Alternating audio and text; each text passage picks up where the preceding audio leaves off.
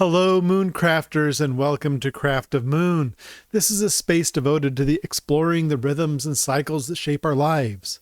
Together, we look at the patterns that move through the days, the unfolding of our relationships, our families, our work, and our inner lives. We also turn our attention to the larger cycles of the world around us, the movements of time, the turning of seasons, and the celestial rhythms traced by the moon, the stars, and the planets. Within these patterns lies a deeper truth that our human experience is not separate from the cosmos, but ultimately woven into it. The cycles we witness above are reflected within us, guiding growth, change, and renewal. My name is Ryan Hunt. I'm an astrologer, a life coach, and a psychedelic integration guide. Today, I will be guiding you through our conversation as we explore these rhythms together.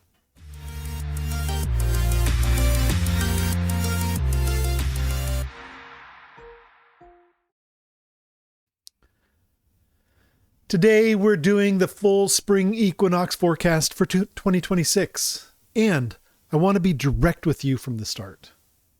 This is one of the most consequential charts I have studied in recent memory.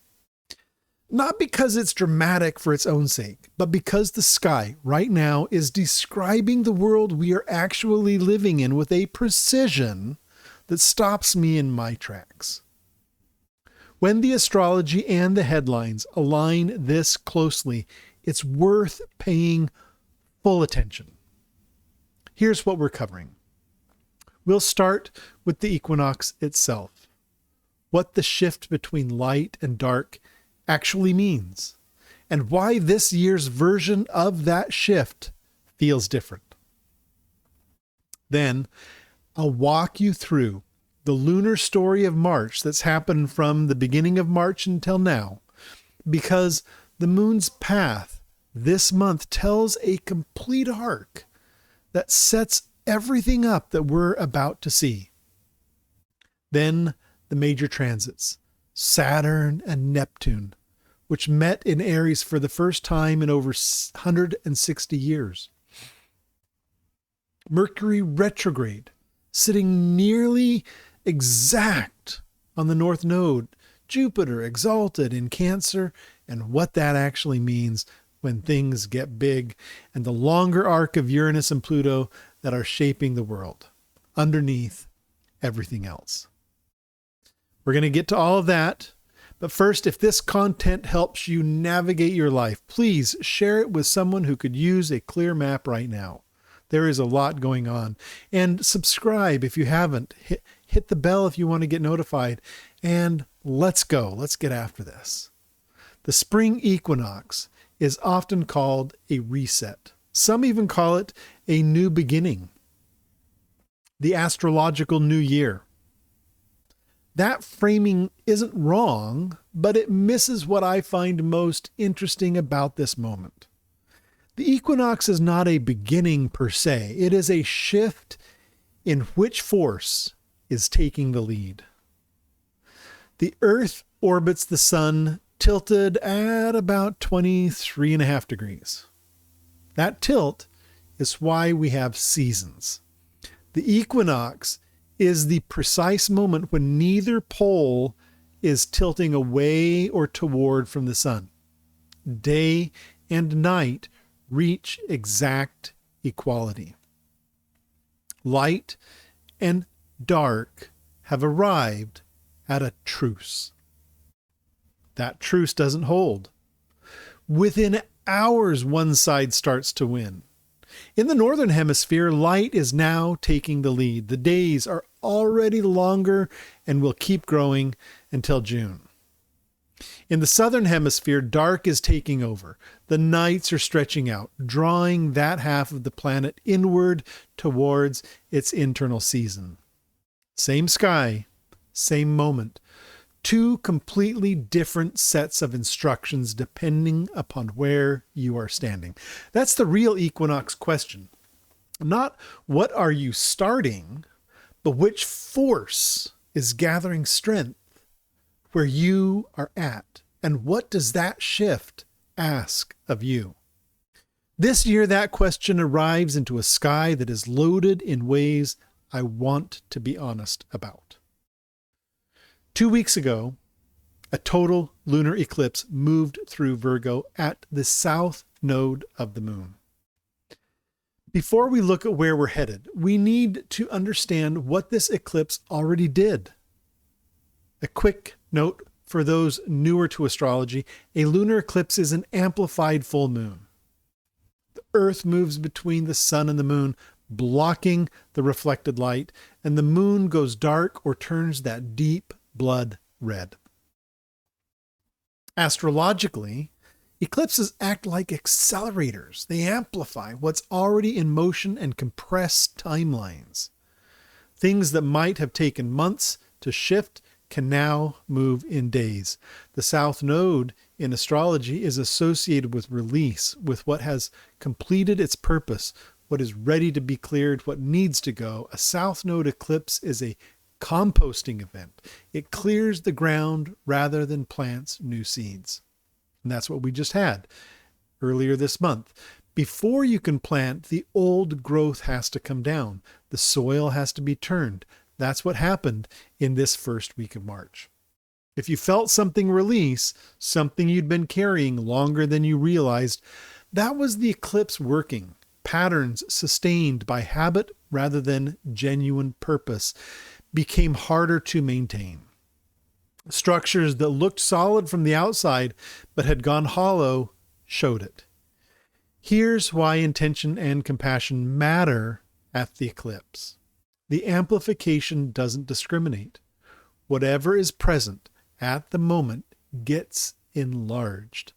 Self-focused intentions fed into that field can produce consequences that run much further than anticipated. Intentions rooted in genuine compassion, in real care for others beyond yourself, move through the eclipse field more cleanly. The more your aspiration includes rather than excludes, the smaller the footprint of what gets embedded in the cycle. The equinox arrives into cleared ground. What we plant now matters. Let me trace the moon's path through the whole month, because the shape of it is not usual, and it explains a lot about where we are right now. March opened with the moon in her waxing gibbous phase. More than half lit, but not yet full, moving through Leo while the sun was still in Pisces. In astrology, when two bodies occupy signs with no direct relationship to each other, we call that aversion. I tend to think that aversion is a very strong configuration, despite the fact that it gets a bad rap from some, but I'll save that for another day. In this case, they're turned away from each other, these planets that are in aversion. They're not in a conversation, so to speak. The moon and the sun were in that relationship at the start of March, which created a specific quality. Everything prepared, but not yet delivered. Like being completely ready in the wings of a theater waiting for the curtain to go up. Then the eclipse, the clearing. After the eclipse, the moon moved into her disseminating phase, the part of the lunar cycle when she begins releasing outward the light she gathered. And here's what's remarkable about this particular month. From Virgo all the way through Capricorn, the moon made no direct body-to-body conjunction with any planet. She witnessed them through aspect, but she didn't meet any of them face to face. The first planet to receive the full weight of her disseminating light was Pluto in Aquarius on March 14th. All that accumulated post-eclipse luminosity poured into Pluto first. Wherever deep transformation was already underway in your life, it got lit up and energized. That charge is still actively working. Then on March 7th, just yesterday, the moon moved through Mercury retrograde and Mars in Pisces in quick succession. These three planets, Pluto, Mercury, and Mars, received the complete arc of this month's disseminating moon in the final days right before the equinox, which is happening in about a day and a half from now. The intuitions arriving right now are not random. They carry the full weight of the lunar arc that's been building since the eclipse. Take them seriously. Yesterday, the new moon arrived. Or today, depending, here in California, I guess it was today. But let's see, where in the world would it have been yesterday? Maybe like in Hong Kong. The new cycle is already seeding itself with Neptune, then Saturn, then Venus in Aries. The exact themes we're about to discuss. Coming up around March 26th, the moon reaches Jupiter in Cancer. That conjunction is significant in ways I want to address directly when we get to that section, because it's not as soft as it sounds. Now, the central story of this equinox in the next 2 years, Saturn and Neptune are meeting in Aries. Earlier this month, they were in the same degree, but they have not occupied that same degree in the same sign since the 1860s, over 160 years ago. This is rare, and it matters. Saturn is the planet of structure and limits. When Saturn is active, vagueness and ambiguity don't survive. Things are required to take form.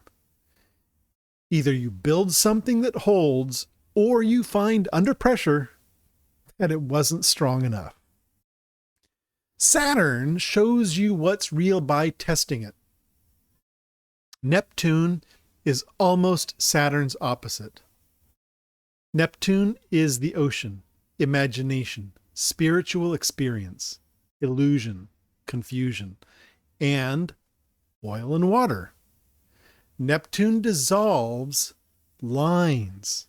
It makes things that seem solid feel permeable. Great inspiration and great deception can arrive from Neptune in the same moment. When these two meet, you get what I call formalized fog. The pressure to build something rigorous in conditions where clarity genuinely isn't available. The impulse to act strongly, paired with real uncertainty about direction. Put this into Aries, the sign of direct action, of conflict, of the initiating spark, and the fog has a warrior in it. In late February, a major military conflict erupted in the Middle East. I'm sure that you've heard about it. Maybe you haven't, but if this is the first time, maybe go check that out. We'll be talking a little bit about it. The military strikes were launched in Iran. Iran responded with roughly, I think it was like 170 or maybe even more ballistic missiles and drones targeting military installations across the Gulf region. It's completely escalated even further now. The fighting has disrupted shipping through the Strait of Hormuz. And if you didn't know about the Strait of Hormuz before now, now's the time to learn. It's a narrow waterway, about 21 miles wide, connecting the Persian Gulf to the Indian Ocean, through which roughly 1/5 of the entire world's oil supply, remember Neptune, oil, where the entire world's oil supply normally passes. Since the conflict escalated, tanker traffic has dropped sharply. Oil prices surged past $100 a barrel, up from around $72 just before the strikes. Governments around the world are releasing emergency reserves to try to stabilize markets. Analysts at Goldman Sachs and Barclays, big banks, have raised their crude price forecasts significantly, and economists are warning the disruption could trigger a level of global inflation not seen since the 1970s oil crisis. Now look at that through Saturn and Neptune and Aries. And I mean, I recognize that some of this is astro good. We talk about astrologically good or astrology good when, you know, the sky matches the zeitgeist, but it's not exactly good. Anyways, now if we take a look at that through Saturn and Neptune and Aries, Saturn is the blockade, the hard military boundary closing off the flow. Neptune is the oil, the sea, the shipping route. Aries is the conflict itself. Now, some people put astrology as causing world events. Some people say not. I'm not here to say one way or the other. It's not about belief for me, but it does describe the quality of the time in which events unfold. And the quality of this time is one where the hidden architecture of global dependency is being made visible under pressure. The Strait of Hormuz has carried a fifth of the world's oil for decades. Most people never thought about it. Now, everyone knows what it is. That's what this transit does. It makes the invisible architecture visible. And this is not just a global phenomenon. It's happening at every scale. Where in your own life have you been depending on a structure that was built for circumstances that no longer exist? Where have you been calling fog a plan? Calling assumption a foundation. Compassion requires clear seeing. You cannot act with genuine care for anyone from inside a fog. The Saturn-Neptune conjunction in Aries is doing the uncomfortable work of burning that fog away. Now, 6 bodies are gathered in Aries. 6 planetary bodies. The sun just arrived. Saturn, Neptune, Venus, the moon, and Chiron are already there. 6 planets in the first sign of the zodiac creates concentrated pressure on one question. Who are you right now? Not who you were, not who you're planning to be. Who are you as you actually are in this specific chapter? Chiron is a small body that orbits between Saturn and Uranus and carries in astrology the symbolism of an old wound. It's deeper than that, but we'll just leave it there for right now. But specifically in Aries, the wound of acting from who you were told to be rather than who you actually are. Initiative that got suppressed early. Identity that formed in response to threat rather than genuine self-knowledge. Chiron has been in Aries for years, doing slow, persistent work on that wound. With the moon moving toward Chiron at the equinox, there is an emotional quality to that old wound right now. Something tender is asking to be acknowledged. Real compassion for yourself here means allowing that acknowledgement, not bypassing it in the name of keeping things moving. Venus in Aries is in its detriment, meaning the sign where it operates least naturally. Venus in Aries moves toward what it wants on impulse without the careful assessment Venus usually prefers. Think Libra. Venus loves careful assessment. That is Libra. Watch for overextension right now in relational and financial decisions. The pole feels compelling. The scale of what feels right in the moment may be larger than is actually sustainable. Mercury is retrograde in Pisces and sitting less than half a degree from the north node of the moon. This is the most personally instructive transit of the current sky.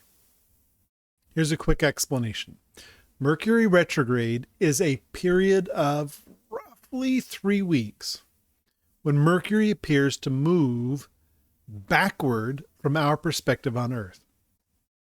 This is a visual effect in the orbital relationship between Earth and Mercury. In astrological practice, Mercury retrograde consistently correlates with review, revision, and the reopening of what seemed finished. The North Node represents the direction of genuine growth, the forward edge of the current developmental cycle. When Mercury retrograde conjuncts the North Node, the apparent backward movement becomes the actual direction of progress. The revision is the route. The course correction is the course. Look at what's happening at the global level. Countries that had settled diplomatic and strategic positions are now having to revise them in real time. The United States has issued calls for allies to send warships to protect shipping lanes, and allies are hesitating and outright refusing, weighing their own national interests carefully before committing. Japan is releasing national oil reserves. European governments are reassessing energy policy and military deterrence frameworks. Strategic assumptions that seemed fixed are being reopened. This is Mercury retrograde on the North Node, made geopolitical. And it's asking the same question at the personal level. What have you been treating as settled that actually needs reopening? What do you know that you haven't said yet? What's been surfacing in the quieter moments beneath the official narrative of your life that you've been managing around rather than meeting directly? Mercury stations direct in early April. It will then catch back up to Mars in Pisces in mid-April, and that second conjunction is your launch window, when what has been genuinely reconsidered is ready to move forward with real force. Use the next few weeks for revision and honest rereading, not final commitment. Now, I want to talk about Jupiter in Cancer, and I want to be genuinely honest with you about this one because it's not the soft, cozy transit it gets described as. Jupiter is the planet of expansion and amplification. It makes things bigger. Whatever it touches, it enlarges. Jupiter in Cancer is Jupiter in its exaltation, the sign where it's said to function at its most powerful, its most fertile, its most amplified. Cancer is the sign of home, family, tribe, nation, the protective impulse, the fierce loyalty to one's own people, and Jupiter there makes all of that bigger. Here's the thing. When Jupiter expands the protective, nurturing qualities of Cancer, genuine compassion, care for the vulnerable, tending what is close, the results are beautiful. Communities come together, resources flow toward those who need them, people take care of each other. But Jupiter also expands the shadow of Cancer. Protectionism, tribalism, the fierce defense of my people against your people. The belief that my home, my nation, my group comes first at the expense of everyone else's fear dressed up as loyalty. Look at the world right now and through which Jupiter is exalted in Cancer. The conflict in the Middle East is being driven in part by fierce national and ethnic loyalties by the conviction of multiple sides that their people's survival and sovereignty justifies devastating acts. The hesitation of allies to commit to collective security is driven by nations calculating what is best for their own people first. The Sahel region of Africa is experiencing one of the worst humanitarian crises on earth, with over half of global terrorism-related events in 2024 occurring there. Hundreds of thousands displaced, violence spreading, and the collapse of coordinated international response is happening in part because the nations that might coordinate are turning inward, focused on their own crises. This is Jupiter in Cancer on the shadow side. Things getting big, very big, but in the direction of tribal protectionism rather than expansive care. And the border conflict between Pakistan and Afghanistan, with dozens killed and over 100,000 civilians displaced, this is another expression of the same energy.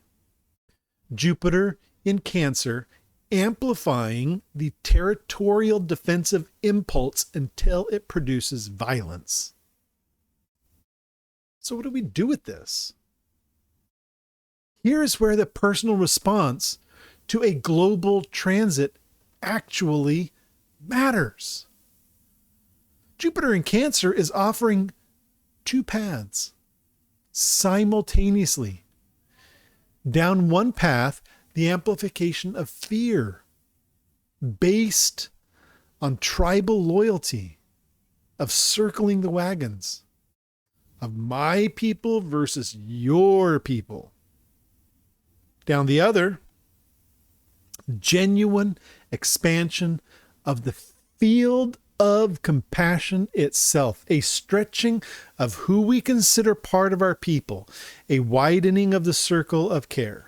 The antidote to tribalism is not the absence of loyalty, it is the expansion of it.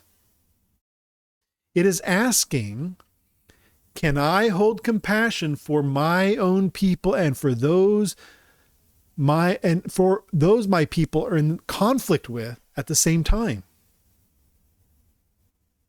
Can my care be large enough to include both my people and the people that they're in conflict with? This is the actual invitation of Jupiter exalted in Cancer. Not just warmth and nourishment for those already close to you, though that does matter, but a genuine expansion of your capacity for compassion, extended deliberately beyond the boundaries of your tribe. That is what Jupiter in Cancer looks like when it's functioning at its highest rather than its most fearful. Think of Ram Dass. Ram Dass talked about, he gave that story, that allegory that he talks about, where he's saying, well, if I walked out and I had my last $5 in my pocket and my father was dying of cancer, I'd give it to my father. But if I was walking into a movie theater and there was a homeless person there, I wouldn't give it necessarily to the homeless person. You know, this is Ram Dass's story, right? Or allegory, his example that he's giving, right? And he's saying this is because our father, our mother, our brother, our sister, our friend, these are the people that are part of our phenomenological self. And the homeless person, the person from the other part of the world, the other ethnicity who is not part of our phenomenological self, they don't get our compassion. So how do we expand our compassion to include all of them? How do we expand our phenomenological self to be inclusive of more than just me, more than just my family, more than just my tribe and my community? How do we expand it beyond that?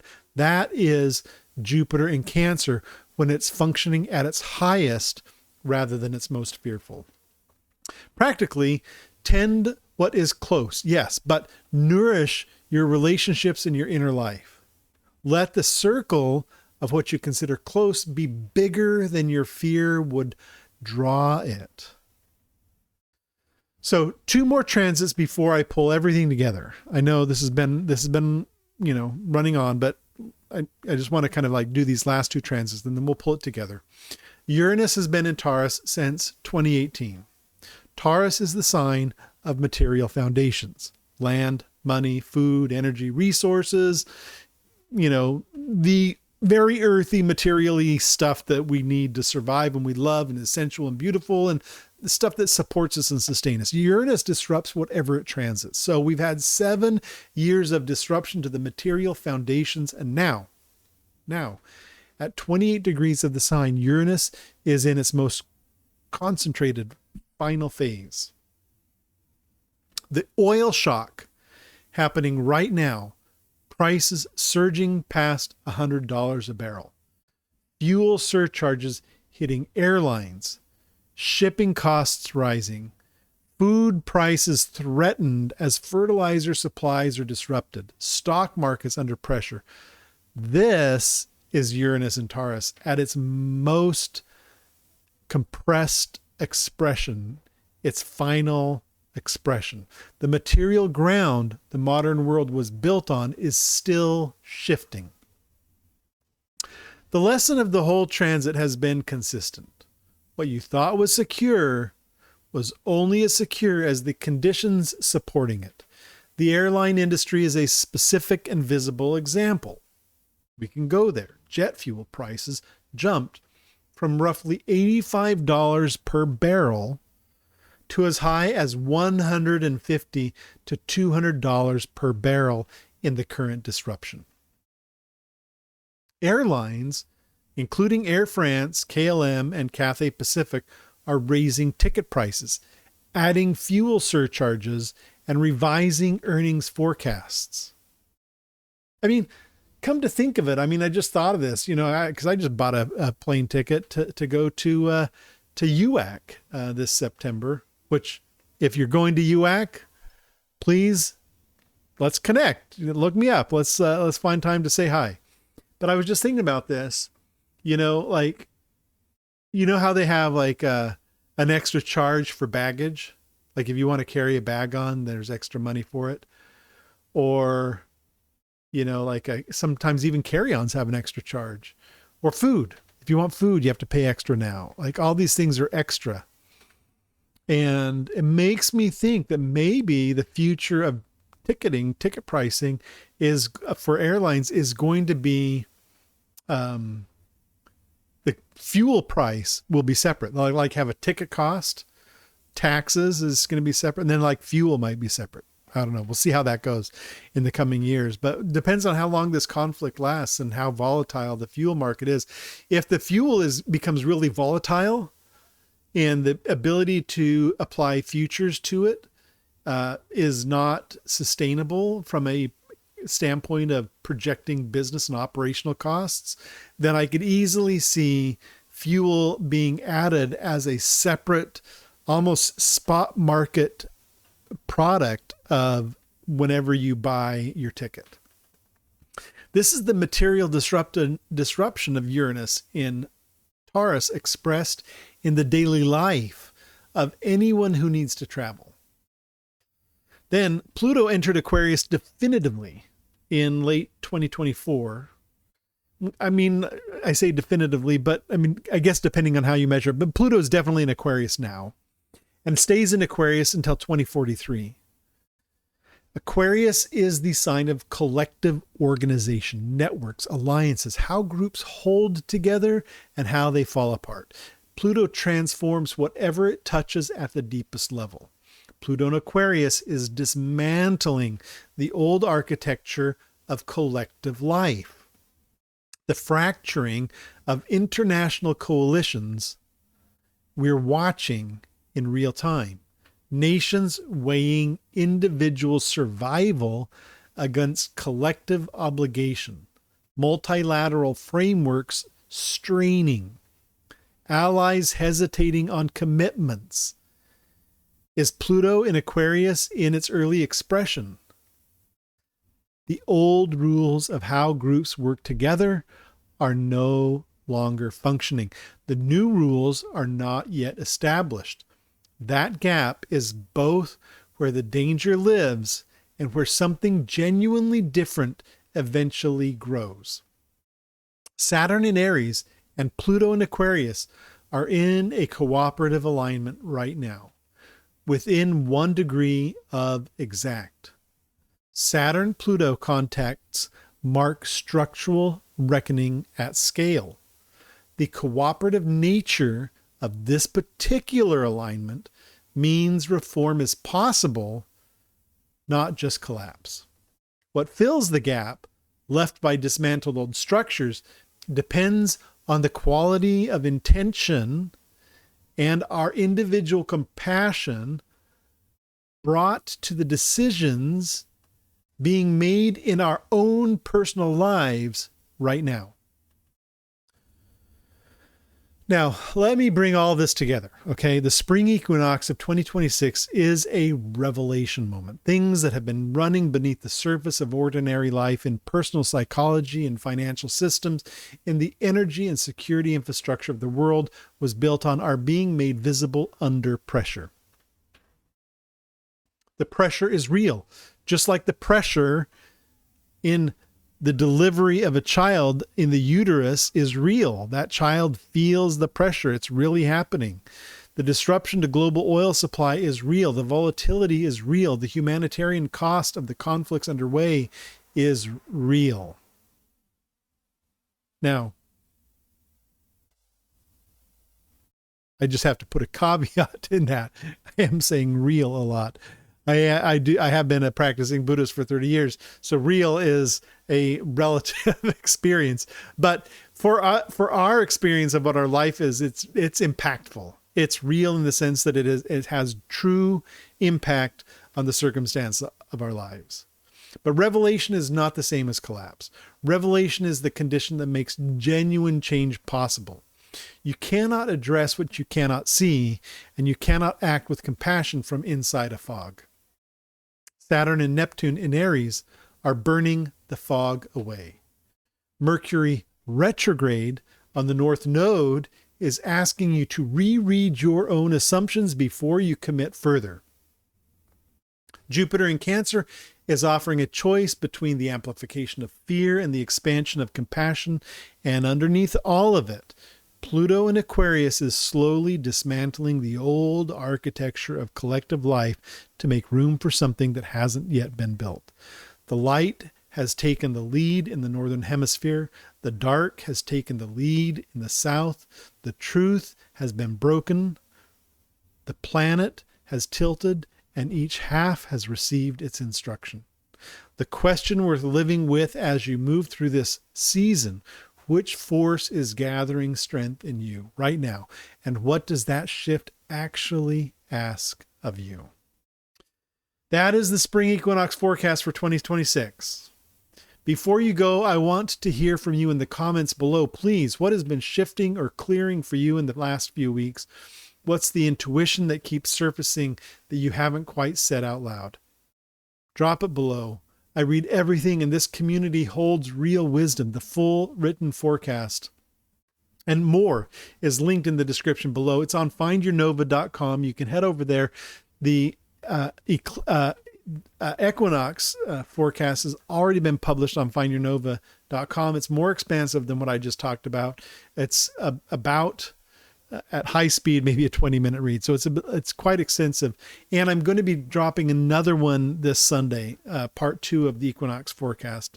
So head on over there and take a read of those if you want to on Substack. It's at findyournova.com, all one word. You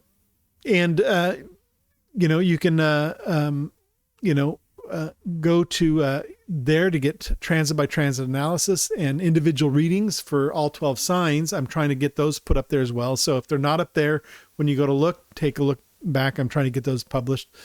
And if you want to go deeper on what this specific sky means in your chart. So if you're interested in a personal session, a one-on-one look at where these transits are leading in your own life, the link to book is in the description. I'm currently opening availability for new clients, so feel free to jump on board, book a session with me. Subscribe to the channel. It helps me grow, and hit the bell if you haven't already. The next video hopefully will drop before the end of the month. I'm trying to get there. I'm trying to move back into a better cadence with that, but we'll be tracking Mercury and all the other planets. Mercury, especially as it prepares to station direct, and looking at the Mars, Jupiter, trine, and all the stuff. So until next time, keep your eye on the sky and make a wish upon a star.